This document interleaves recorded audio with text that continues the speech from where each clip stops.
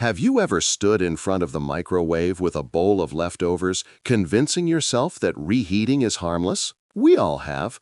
The soft hum of the microwave, the familiar aroma rising through the lid, it all feels comforting.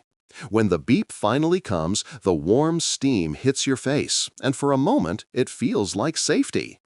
But there's one thing we often forget. Not every food behaves the same after it cools. Some dishes change quietly. Inside that innocent-looking bowl, dormant bacteria can wake up, multiply, and release toxins that refuse to die, even when reheated. The food might smell perfect, look fresh, and still put your health at risk. This isn't about fear, it's about awareness. Because the truth is, a few leftovers are more dangerous than they appear. And today, we're starting with the most surprising one: rice. Food safety experts have warned for years that rice is one of the leading causes of leftover-related food poisoning worldwide. Not old meat, not seafood, just simple, everyday rice. Thousands fall sick each year because of reheated rice, not due to bad taste or a foul smell, but because its danger is invisible. It sounds unbelievable at first. Rice feels like the safest staple in the kitchen. Clean, gentle, comforting. We've all eaten yesterday's rice without thinking twice. A splash of water, a cover, a tap on the microwave button, and dinner is ready again. It feels familiar. It feels harmless. And that false sense of safety is exactly where the risk begins. One widely reported incident involved a college student who reheated leftover fried rice and ate it without concern. Hours later, he collapsed with severe vomiting and high fever. Doctors found that he wasn't sick from spoiled food. He was affected by a toxin that survives reheating. The problem wasn't the rice itself, it was the time it had been left out. Here's what really happens. Raw rice naturally carries tiny spores of Bacillus cereus, a common bacteria found in soil. Cooking doesn't always destroy these spores. Instead, it puts them into a dormant state. Once the rice cools slowly or stays at room temperature too long, these spores wake up and begin producing a toxin that heat cannot neutralize. Even steaming hot reheated rice can still carry this toxin. That's why scientists call Bacillus cereus an invisible leftover hazard. No smell, no taste, no discoloration. Just danger hidden beneath familiarity. This risk hits older adults even harder.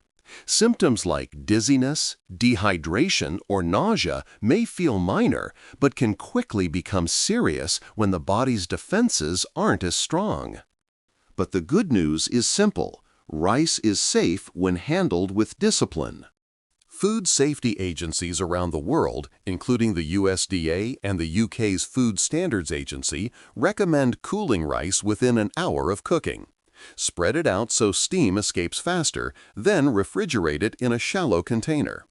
When reheating, warm it until it's piping hot and do it only once. Never reheat rice that has been sitting out for more than 2 hours. Because rice won't warn you. It won't turn sour. It won't smell odd. It looks innocent right until the moment it isn't. Older generations often kept rice out overnight without issue. But kitchens were cooler, meals were smaller, and the environment was different. Today's airtight containers trap heat and moisture, the perfect environment for bacteria. The world changed, and food safety needs to change with it. Awareness isn't disrespecting tradition, it's protecting the people you share your meals with. Rice doesn't care about memories or habits. It follows simple science.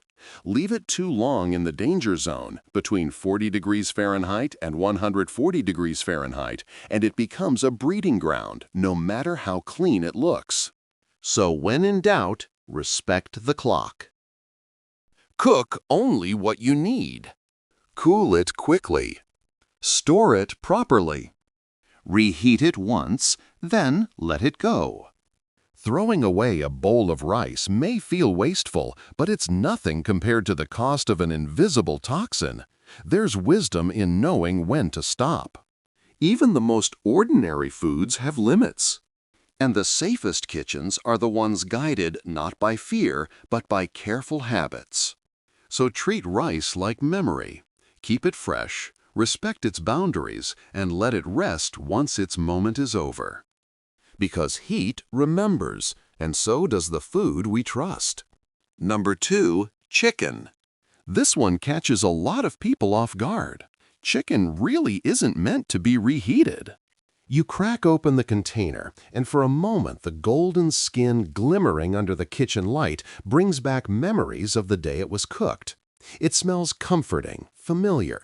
You slide it into the microwave, hit start, and wait for the hum to stop. But when you lift the lid, something feels off. The aroma is still there, salty, warm, fatty, yet strangely dull. That first bite confirms it. The once juicy meat is now dry, the fibers stiff, the flavor hollowed out and tinged with a metallic note. It warms your mouth, but not your memory. It seems safe. It looks fine. But that flat taste is your first warning. Heat can't undo what time has already done. Chef Michael Murdy once said, "Chicken is generous when fresh, but ruthless when reheated." And there's truth in that. Poultry muscle fibers are delicate and tightly packed. Cooking already squeezes out their moisture. Reheating only tightens them further, turning tenderness into dryness. What was once soft and savory becomes stringy and weary. But texture isn't the real threat here. The risk lies deeper, in the leftover juices where bacteria like Salmonella and Campylobacter can linger if the chicken cools too slowly. A microwave might heat the outside quickly, but the inside often stays below the safe temperature of 165 degrees F. That warm but not hot center is the danger zone, the place where bacteria stay alive and toxins remain untouched. Uneven heat gives the illusion of safety. It's like drying a coat in the sun while the lining stays damp. Everything looks fine from the outside. Health experts have said for years that most chicken-related food poisonings don't start in restaurants. They start at home, with leftovers people assumed were safe. According to the CDC, once chicken is cooked and chilled, the safest time to eat it again is within 1 to 2 days, and only after heating it thoroughly. But many people stretch it to 4 days, or reheat the same piece more than once. Not because they're careless, simply because the food still looks okay. Because throwing it out feels wrong. Because that delicious Sunday aroma is still in the house, asking for one more meal. We tell ourselves that one more reheat won't matter. But every reheating doesn't bring the chicken back to life. It breaks it down further.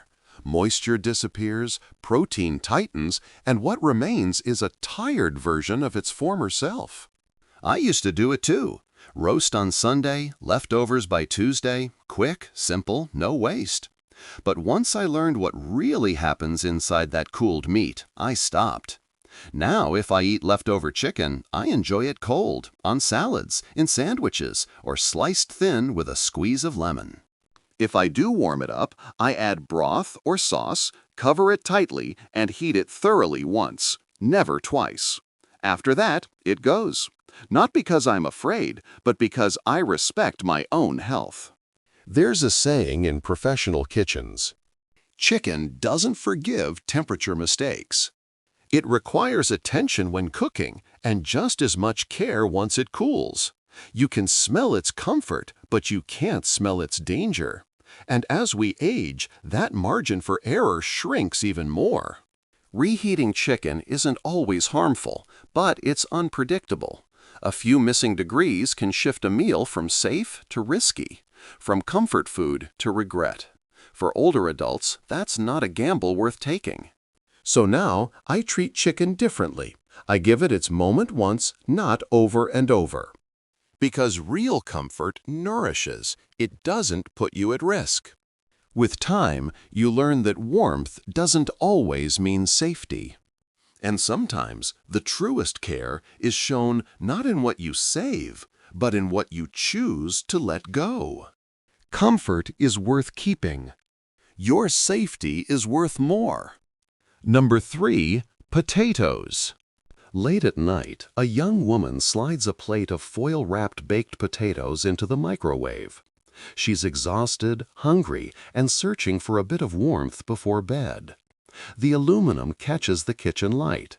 The microwave hums its familiar tune, and she scrolls her phone while she waits. She has no idea that what she's reheating isn't just food. It could be something her body was never meant to fight. When a baked potato cools inside its foil, the air around it quietly disappears. That shiny wrapping, meant to keep heat in, creates a little airtight chamber where Clostridium botulinum, the bacteria behind botulism, can wake up and multiply. It doesn't need light, it doesn't need flavor, it just needs stillness, moisture, and time. Inside that sealed skin, the potato becomes a perfect hiding place. As it cools slowly, the moisture and starch feed dormant spores, and without oxygen, they switch into toxin-producing mode. And the toxin they release is one of the most dangerous known, a nerve-blocking poison so powerful that even tiny amounts can stop muscles from responding, including the ones we use to breathe. There's no smell, no strange color, no sour flavor, nothing to warn you. And once the toxin forms, reheating does nothing. Not the microwave, not the oven, not boiling water. Heat can kill bacteria, but not the toxin they leave behind. One documented outbreak from the CDC traced back to foil-wrapped baked potatoes served at a cafe. They had been baked properly, but left sitting out overnight, wrapped tight. By morning, they looked fine. Steam still rose when cut open. But several customers ended up in the hospital, some needing ventilators. The potatoes didn't spoil, they simply cooled the wrong way. This story isn't meant to scare you. It's meant to show how familiar habits can quietly work against us. For years, many of us watched our parents wrap potatoes in foil after dinner and leave them on the counter without worry. Back then, kitchens were cooler, counters were less crowded, and we didn't store food as airtight as we do now. What was safe in the past doesn't always stay safe today. Potatoes are the perfect tricksters. They smell comforting, look golden, and feel soft to the touch. They never show signs of danger. Botulism grows silently, and that's why people are always shocked when it happens. Everything looked normal. Food scientist Susan Brewer from the University of Illinois puts it clearly. Never let foil-wrapped potatoes cool on the counter. Take off the foil, refrigerate within 2 hours, and reheat uncovered until piping hot, and only once. It sounds simple, but those steps make all the difference. Removing the foil lets oxygen back in. Bacteria hate that. Refrigeration stops toxin production. Reheating uncovered ensures even heat instead of trapping moisture. So if baked potatoes are one of your comfort foods, keep enjoying them. Just change the routine a little. Eat them hot. If you save some for later, unwrap them immediately, cool them quickly, store them cold, and reheat without the foil. The young woman in the kitchen may never know how close she came to a risk she never even imagined. Maybe she naturally eats them fresh. Maybe she just got lucky. But her quiet, everyday moment mirrors millions of kitchens where warmth and safety get mixed up in a single decision. And that's where awareness starts, not with fear, but with understanding. With taking a second before reheating something wrapped tight. With remembering that foil doesn't just trap heat, it traps everything inside, even what you'd never want to eat. Food should comfort you, not challenge your health. And safety isn't about worry, it's about the small choices that keep warmth on your plate, not risk. Number 4, spinach. For years, I reheated spinach without a second thought. It looked harmless, bright, green, light.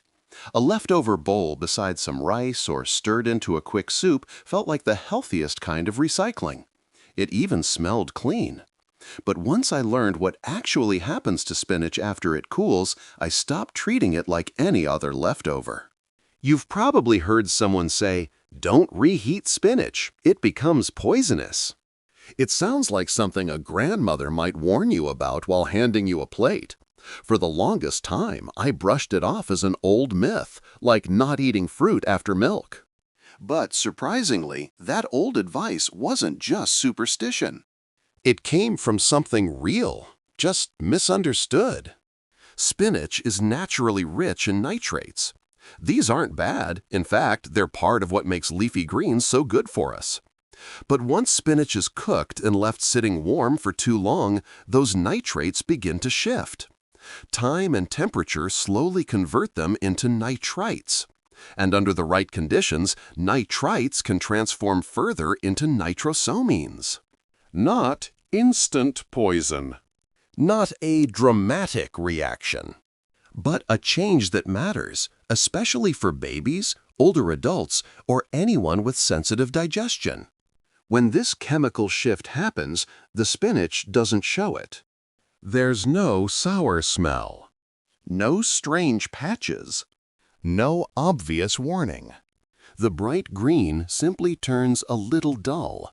The taste becomes a bit heavier, an earthy, slightly metallic note that's easy to ignore. That quiet change is exactly why people never realize what's going on. The European Food Safety Authority once explained it simply. Spinach isn't dangerous by itself. It only becomes questionable when it's held warm for too long or reheated over and over. The longer it sits in that not hot, not cold zone, the faster those nitrate reactions happen. Healthy adults might not get sick instantly, but it can still irritate the stomach and reduce the nutritional value.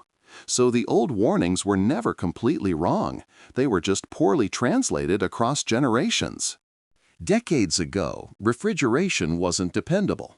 People left pots on the stove overnight or stored food by a window to cool. In those conditions, reheating spinach really could cause problems.